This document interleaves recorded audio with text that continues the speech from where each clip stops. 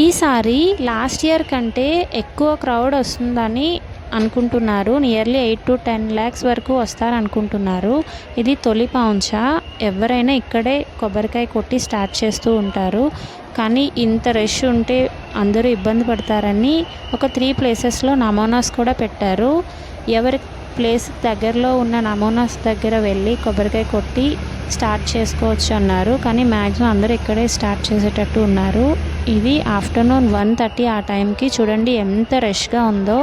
అప్పటికి ఇంకా స్టార్ట్ చేయలేదు రథం అన్నది.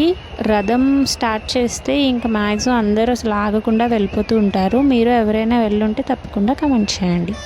ఓం నమో నారసింహాయ నమః. Thank you.